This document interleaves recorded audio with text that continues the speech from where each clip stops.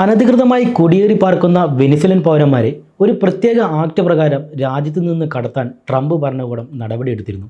American നിയമപ്രകാരം ഇത്തരം നടപടികൾ എടുക്കാൻ പ്രസിഡന്റ് ഡൊണാൾഡ് ട്രംപിന് കഴിയുമോ? US district judge James E Boasberg എന്തുകൊണ്ടാണ് അതിനെ എതിർത്തത്? വർഷം 1798 അമേരിക്കയും ഫ്രാൻസും തമ്മിലൊരു അപ്രഖ്യാപിത നാവിക സംഘർഷം ഉടലെടുത്ത സമയം.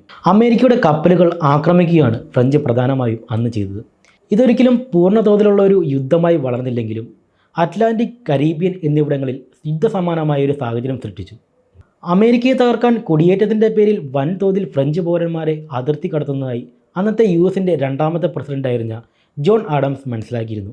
ഇതിനെ തടയുന്നതിനായി അന്ന് അദ്ദേഹം രൂപപ്പെടുത്തിയ നിയമമാണ് 1798 അമേരിക്കൻ കോൺഗ്രസ് പാസാക്കിയ ഏലിയൻസ് എനിമീസ് ആക്ട്. പ്രഖ്യാപിത യുദ്ധമോ അധിനിവേശമോ ഉള്ള സമയങ്ങളിൽ ശത്രുത പുലർത്തുന്ന രാജ്യങ്ങളിൽ നിന്നുള്ള പൗരന്മാരല്ലാത്തവരെ തടങ്കലിൽ വയ്ക്കാനോ നാട് കടത്താനോ ഈ നിയമപ്രകാരം പ്രസിഡന്റിന് അധികാരം നൽകുന്നുണ്ട്.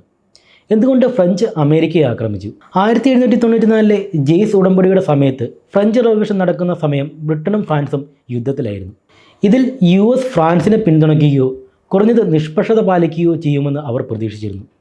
എന്നാൽ തങ്ങളുടെ പ്രതീക്ഷകൾക്ക് വിപരീതമായ ഉടമ്പടിയിൽ US ഒപ്പുവെച്ചതോടെ ഫ്രാൻസിനെ അത് ചൊടിപ്പിച്ചു. ഇതേ തുടർന്നാണ് ഇരുവരും തമ്മിലുള്ള ഒരു അപ്രഖ്യാപിത യുദ്ധം തുടങ്ങുന്നത്. യുദ്ധം ഒഴിവാക്കാനും അമേരിക്കൻ വിപ്ലവത്തിൻ്റെ അവശേഷിച്ച തുടർച്ചയായ സംഘർഷങ്ങൾ പരിഹരിക്കാനുമായിരുന്നു അമേരിക്കൻ അന്ന് ബ്രിട്ടനുമായി ജെയിംസ് ഉടമ്പടിയിൽ ഒപ്പുവെക്കുന്നത്. അമേരിക്ക ഇന്ന് കാണുന്ന തരത്തിലുള്ള വമ്പൻ രാജ്യമൊന്നുമല്ലായിരുന്നു അന്ന്.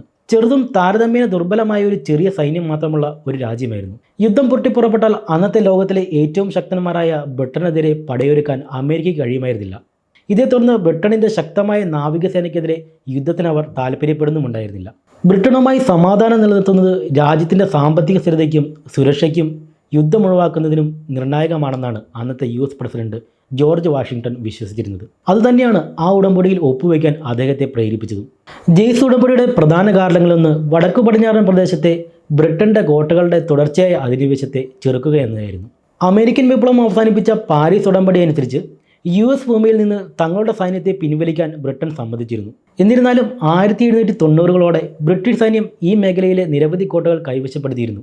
അമേരിക്കൻ കുടിയേറ്റക്കാർക്കെതിരായ തദ്ദേശീയ അമേരിക്കൻ ചെറുത്തുനിൽപ്പിനെ പിന്തുണച്ച് ബ്രിട്ടീഷ് സാന്നിധ്യം തുടരുന്നത് അമേരിക്കൻ പരമാധികാരത്തിൻ്റെ ലംഘനമായും പാശ്ചാത്യ വികസനത്തിന് ഭീഷണിയായും കാണപ്പെട്ടു. ജെയ്സിൻ്റെ ഉടമ്പടി പ്രകാരം ബ്രിട്ടൻ ഒടുവിൽ ഈ കോട്ടകൾ ഒഴിപ്പിക്കാൻ നിർബന്ധിതരായി.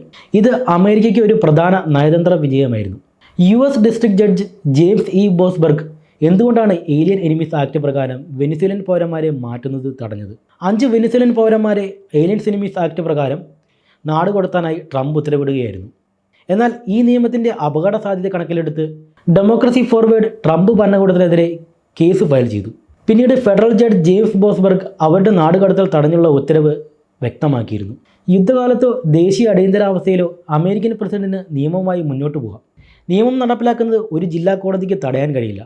ജുഡീഷ്യൽ അനുമതി ആവശ്യമില്ലാതെ ശത്രു രാജ്യങ്ങളിൽ നിന്നുള്ള പൗരന്മാരല്ലാത്തവരെ തടങ്കിൽ വയ്ക്കാനോ നാട് കടത്താനോ നിയന്ത്രിക്കാനോ പ്രസിഡന്റിനെ അനുവദിക്കുന്നതുകൊണ്ട് കോടതിക്ക് ഒന്നും ചെയ്യാൻ കഴിയില്ലെന്നാണ് വിദഗ്ധർ പറയുന്നത്.